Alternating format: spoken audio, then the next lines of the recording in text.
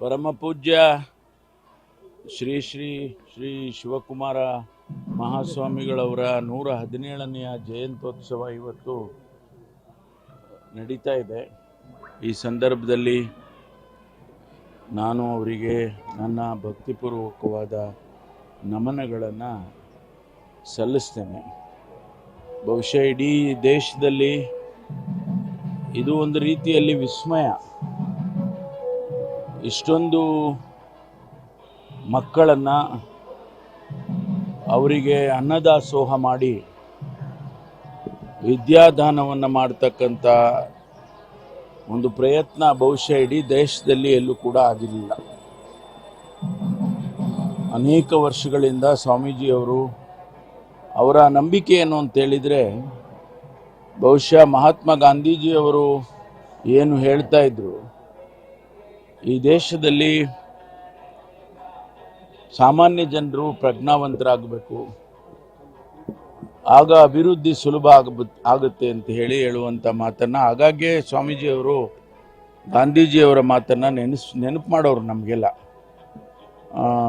ಆ ದೃಷ್ಟಿಯಲ್ಲಿ ಬಹುಶಃ ಅವರಿಗೆ ಮಕ್ಕಳಿಗೆ ಶಿಕ್ಷಣವನ್ನು ಕೊಡ್ತಕ್ಕಂಥದ್ದು ಬಹಳ ಮುಖ್ಯ ಅಂತೇಳಿ ಅವರಿಗೆ ಅನಿಸಿತ್ತು ಅಂತ ಕಾಣಿಸುತ್ತೆ. ಹಾಗಾಗಿ ಇಡೀ ರಾಜ್ಯದಲ್ಲಿ ಎಲ್ಲ ಭಾಗದಿಂದ ಬಡ ಮಕ್ಕಳು ಬಂದು ಇಲ್ಲಿ ವಿದ್ಯೆಯನ್ನು ಕಲಿತು ಅವರ ಜೀವನವನ್ನು ಕಟ್ಕೊಳ್ತಕ್ಕಂಥ ಒಂದು ಅವಕಾಶವನ್ನು ಸ್ವಾಮೀಜಿಯವರು ಕಲ್ಪಿಸಿಕೊಟ್ಟಿದ್ದಾರೆ. ಲಕ್ಷಾಂತರ ಮಕ್ಕಳು ಇವತ್ತು ಇಲ್ಲಿಂದ ವ್ಯಾಸಂಗ ಮಾಡಿ ಅವರ ಜೀವನವನ್ನು ಕಟ್ಕೊಂಡಿದ್ದಾರೆ. ಅನೇಕ ಜನ ಹೊರದೇಶದಲ್ಲಿ ಇದ್ದಾರೆ, ಅನೇಕ ಜನ ರಾಜ್ಯದಲ್ಲಿ ಮತ್ತು ರಾಷ್ಟ್ರದಲ್ಲಿ ಹಿರಿಯ ಅಧಿಕಾರಿಗಳಾಗಿದ್ದಾರೆ, ಒಳ್ಳೊಳ್ಳೆಯ ಪ್ರಾಚಾರ್ಯರುಗಳಾಗಿದ್ದಾರೆ. ಹಾಗಾಗಿ ಇದು ಒಂದು ಬಹಳ ದೊಡ್ಡ ಕೊಡುಗೆ ನಮ್ಮ ಇಡೀ ದೇಶದಲ್ಲಿ ಅಂಥೇಳಿ ನನಗೆ ಅನಿಸುತ್ತೆ. ನಾವೆಲ್ಲ ಭಾಳ ಭಕ್ತಿಯಿಂದ ಪ್ರಾಮಾಣಿಕವಾಗಿ ನಮ್ಮ ಸ್ವಾಮೀಜಿಯವರಿಗೆ ಅವರು ಮಾಡಿರ್ತಕ್ಕಂಥ ಈ ಅತಿ ದೊಡ್ಡ ಸಾಧನೆ ಅನ್ನೋದಕ್ಕಿಂತ ಅತಿ ದೊಡ್ಡ ಕೊಡುಗೆ ಸಮಾಜಕ್ಕೆ, ಅದನ್ನು ಒಂದು ರೀತಿಯಲ್ಲಿ ಅದನ್ನು ರೆಕಗ್ನೈಸ್ ಮಾಡಿ ಅವರಿಗೆ ಭಾರತ ರತ್ನ ಕೊಡಬೇಕು ಅಂತೇಳಿ ಭಾಳ ಒತ್ತಾಯ ಮಾಡಿದ್ದೆವು. ಕೇಂದ್ರ ಸರ್ಕಾರ ಯಾಕೋ ಏನೋ ಅವರು ಅದನ್ನು ಪರಿಗಣಿಸಿಲ್ಲ. ಹಾಗಾಗಿ ಈಗಲೂ ಕೂಡ ನಾನು ಒತ್ತಾಯ ಮಾಡ್ತೀನಿ, ಅವರಿಗೇನು ಭಾರತ ರತ್ನ ಬೇಕಿಲ್ಲ, ಸ್ವಾಮೀಜಿಯವರಿಗೇನು ಬೇಕಾಗಿಲ್ಲ. ಆದರೆ ನಮಗೆ ಅವರು ಮಾಡಿರ್ತಕ್ಕಂಥ ಈ ಒಂದು ಕೊಡುಗೆಗೆ ಒಂದು ರೆಕಗ್ನಿಷನ್ ಬೇಕಾಗ್ತದೆ ಅನ್ನುವಂಥ ದೃಷ್ಟಿಯಿಂದ ಕೇಂದ್ರ ಸರ್ಕಾರ ಈಗಲಾದರೂ ಕೂಡ ಅವರಿಗೆ ಭಾರತ ರತ್ನವನ್ನು ಪರಿಗಣಿಸಬೇಕು ಅಂತೇಳಿ ನಾನು ಒತ್ತಾಯ ಮಾಡ್ತೇನೆ. ಇಲ್ಲ, ರಾಜ್ಯ ಸರ್ಕಾರ ಈಗಾಗಲೇ ನಾವು ಹಿಂದೆ ರೆಕಮೆಂಡೇಶನ್ ಮಾಡಿತ್ತು, ಅದನ್ನೇ ಪರಿಗಣಿಸಿದರೆ ಸಾಕು.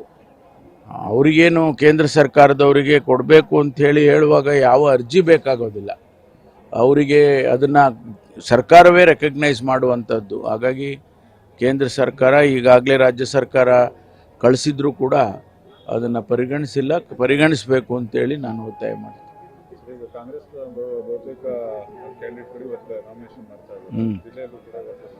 ಇಲ್ಲ, ನಮ್ಮಲ್ಲಿ ಅನೇಕ ಜನ ಇವತ್ತು ಮಾಡ್ತಾ ಇದ್ದಾರೆ. ಮೊದಲನೇ ಹಂತದವರು, ಮೊದಲನೇ ಇದರಲ್ಲಿ ಇರ್ತಕ್ಕಂಥವ್ರು ಇವತ್ತು ಹಾಸನದಲ್ಲಿ ನಾನು ಕೂಡ ಅಲ್ಲಿ ಭಾಗವಹಿಸ್ತಾ ಇದ್ದೇನೆ. ಹಾಸನದಲ್ಲಿ ನಮ್ಮ ಪಕ್ಷದ ಅಭ್ಯರ್ಥಿ ಮಾಡ್ತಾ ಇದ್ದಾರೆ. ನಮ್ಮ ಜಿಲ್ಲೆದು 4ನೇ ತಾರೀಕು ಮಾನ್ಯ ಮುದ್ದನ್ಮೇಗೌಡರು ನಾಮಪತ್ರವನ್ನು ಸಲ್ಲಿಸ್ತಾರೆ. ಯಾವುದು ಅದು ಗೊತ್ತಿಲ್ಲ ನನಗೆ. 4ನೇ ತಾರೀಕು ಅಧಿಕೃತವಾಗಿ ಮಾಡ್ತಕ್ಕಂಥದ್ದು. ಕೆಲವರು ಏನು ಮಾಡ್ತಾರೆ ಅಂದರೆ ಒಂದು ಸೆಟ್ ಮೊದಲೇ ಹಾಕ್ಬಿಡ್ತಾರೆ. ಅವರು ಏನೋ ಇದೆಲ್ಲ ಟೈಮು ಅದು ಇದೆಲ್ಲ ಕೇಳಿಕೊಂಡು ಒಂದು ಸೆಟ್ ಹಾಕ್ತಾರೆ. ಆ ರೀತಿ ಏನು ಗೊತ್ತಿಲ್ಲ ನನಗೆ. ಮುದ್ದನ್ಮೇಗೌಡರು ಮಾಡ್ಬೋದೇನೋ. ಅವತ್ತು ನಾವೆಲ್ಲರೂ ಇರ್ತೇವೆ, ಜಿಲ್ಲೆಯವರೆಲ್ಲರೂ ಕೂಡ ಇರ್ತೇವೆ. ನಮ್ಮ ಅಧ್ಯಕ್ಷರು ಮತ್ತು ಮುಖ್ಯಮಂತ್ರಿಗಳು ಬರೋವಂಥದ್ದು ಇದೆ, ಇನ್ನೂ ಕನ್ಫರ್ಮೇಷನ್ ಆಗಿಲ್ಲ. ನಾವು ಅವರು ಬೇರೆ ಡೇಟುಗಳು ಕೂಡ ಕೊಡ್ತೀವಿ ಅಂತ ಹೇಳಿದ್ದಾರೆ. ಡೇಟ್ಗಳು ಇನ್ನೂ ಕನ್ಫರ್ಮ್ ಆಗಬೇಕು. ಇಲ್ಲ, ಗೆಲ್ತೇವೆ ಅನ್ನುವಂಥ ಭರವಸೆ ಇದೆ.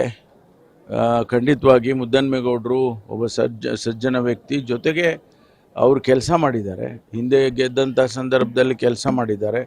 ನಮ್ಮ ಪಕ್ಷದಲ್ಲಿ ಅಧ್ಯಕ್ಷರಾಗಿ ಕೆಲಸ ಮಾಡಿ ಮತ್ತು ಶಾಸಕರಾಗಿ ಕೆಲಸ ಮಾಡಿ ಜನಮನ್ನಣೆಯನ್ನು ಗಳಿಸಿರ್ತಕ್ಕಂಥ ವ್ಯಕ್ತಿ. ಹಾಗಾಗಿ ನಮಗೆ ಗೆದ್ದಿದ್ದಾರೆ ಎನ್ನುವಂಥ ವಿಶ್ವಾಸ ನಮಗಿದೆ.